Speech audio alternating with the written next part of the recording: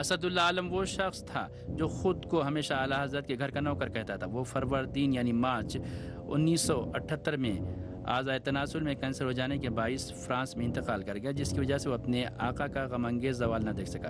اسد اللہ عالم کے بعد علی منصور کو نیا وزیر اعظم بنایا گیا۔ وہ زبردست مغرب نواز تھا۔ اس نے بہائیوں کے مراکز تشکیل دے کر محمد رضا پہلوی سے بھی بڑھ چڑھ کر ایران کو امریکہ کی جھولی میں ڈالنے میں لگنے کی کوشش کی، اور اس کام کے لیے وہ کسی بات کی بھی پرواہ نہیں کر رہا تھا۔ مگر 7 بہمن 1343 کو ایران کے شجاع و غیور فرزندان کے انتقام کی زد میں آ ہی گیا اور ہلاک ہو گیا، اور اب باری تھی پہلوی حکومت کے 1000 چہرے والی شخصیت کی۔ جی ہاں، اس کا نام تھا امیر عباس ہویدا۔ وہ 13 سال سے زائد عرصے تک وزیر اعظم کے عہدے پر باقی رہا، اور سر انجام اس نے اپنے اور اپنے امریکی حامیوں کے لیے ایک بہت بڑا طوفان تحفے میں پیش کیا۔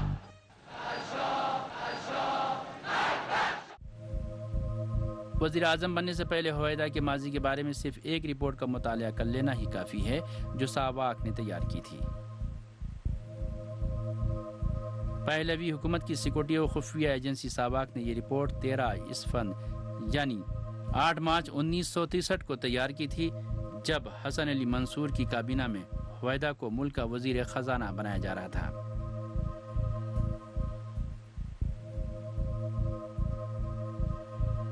ساواک نے اپنی رپورٹ کے صفحہ نمبر 374 پر جو کتاب کی شکل میں ہے اور جس کا عنوان ہے پہلوی حکومت کا ظہور و سقوط، کچھ اس طرح لکھا ہے۔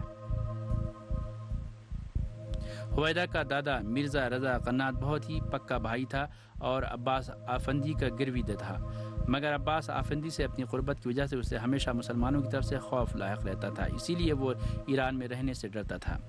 بنابراً وہ عکا چلا گیا، عباس آفندی کے دربار میں نوکری کرنے لگا۔ وہ بہائی فرقے سے اپنے متعصبانہ لگاؤ کی وجہ سے عباس آفندی کے بہت ہی قریب ہو گیا۔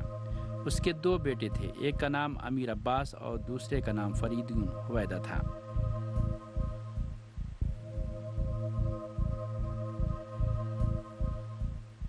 امیر عباس نے اپنے باپ کے مسلک کی پیروی کرتے ہوئے بہائیوں کے سرغنوں سے قربت اختیار کر لی اور بہائی فرقے کو رواج دینے میں کسی بھی کوشش سے دریغ نہیں کیا۔ ہویدا نے اپنے اس طرح کے ریکارڈ سے یہ ثابت کر دیا تھا کہ وہ شاہ کا نمائندہ ہونے سے زیادہ بین الاقوامی صہیونزم اور امریکہ کا نمائندہ تھا۔ وہ اچھی طرح جانتا تھا کہ ظالم پہلوی حکومت میں کامیابی کا راز یہ ہے کہ اپنی طرف سے کوئی بات نہ کہو اور نہ ہی کسی معاملے میں اپنی رائے دی جائے۔ اس نے اپنی وزارت عظمیٰ کے 13 برسوں کے دوران خود کو شاہ کے ملوکانہ احکامات کے نفاذ کا پابند سمجھا۔ اس نے ہر طرح کی بدعنوانیوں سے آنکھیں بند کر لی تھیں۔ اس کے دور حکومت میں حکومت کے اہم عہدوں اور بہت سے اداروں میں بہائیوں کی موجودگی کا بخوبی مشاہدہ کیا جا سکتا تھا، اور اسرائیل کے ساتھ شاہ کے تعلقات بہت گہرے ہوتے چلے گئے۔ حکومتی اداروں میں بہائیوں کی اس طرح کی وسیع پیمانے پر موجودگی پر مختصر سی ہی نگاہ ڈالنے سے بہائیوں کے منصوبوں اور ان کے خفیہ اور آشکارا پروگراموں کا بخوبی اندازہ لگایا جا سکتا ہے۔ جنرل عبد الکریم عیاقی شاہ کا مخصوص ڈاکٹر اور فوج کے شعبہ صحت کا سربراہ، وزیر خارجہ عباس آرام، وزیر قانون غلام رضا کیانپور، منوچہر تسلیمی وزیر تجارت و اطلاعات، فرا کے دفتر کا انچارج ہوشنگ نہاوندی، اور 15 خرداد کو انقلابیوں کے مظاہروں کو سرکوب کرنے والی ملٹری کا کمانڈر پرویز خسروانی اور آجودان فرا، یہ سب کے سب وہ لوگ تھے جو حکومت کے اہم عہدوں پر براجمان ہو چکے تھے۔ ہویدا شاہنشاہ اولیاء حضرت ایران کی درخشاں تاریخ میں ایسے لوگ پیدا ہوئے ہیں کہ زمانے کی مٹھیاں ان کے توانا ہاتھوں کے سامنے کھل گئی ہیں، تاکہ مستقبل لکھنے کا قلم خود اپنے ہاتھوں میں لے لیں اور اپنے ملک کی تاریخیں بنائیں اور تاریخ لکھیں۔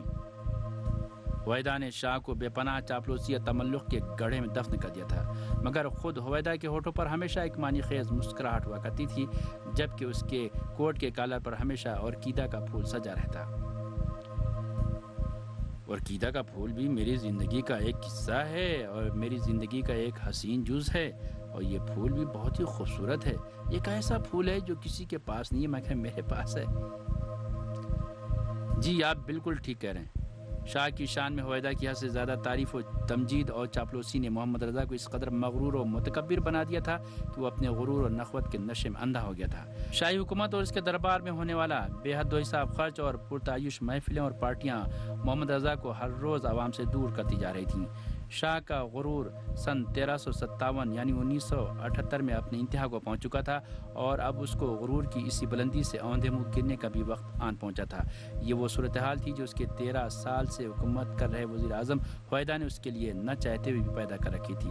ہویدا نے اپنی 13 سالہ وزارت عظمیٰ کے دور میں باصلاحیت مردوں اور خواتین کی استعداد کے چشموں کو خشک کر کے رکھ دیا تھا، اور جب بحران اپنے نقطۂ عروج پر پہنچ گیا تو اس کے پاس کوئی بھی ایسا باصلاحیت شخص موجود نہیں تھا جس پر بھروسہ کیا جا سکتا تھا۔ اس کے دربار میں جتنے بھی لوگ تھے سب کے سب چاپلوس تھے، اور سب چاپلوسی اور جی حضوری کرنے والے ہی تھے۔ یہ سب وہ لوگ تھے جو عوام اور بیت المال کی دولت لوٹتے اور ان کی بری طرح سے برباد کرتے تھے۔ ان میں سے کسی میں بھی معاشرے کے لوگوں کو پہچاننے کی توانائی نہیں تھی، بلکہ اگر وہ کسی چیز کی حس رکھتے تھے تو بس اس بات کی کہ امریکہ اور برطانیہ کو کس طرح سے خوش رکھا جا سکتا ہے۔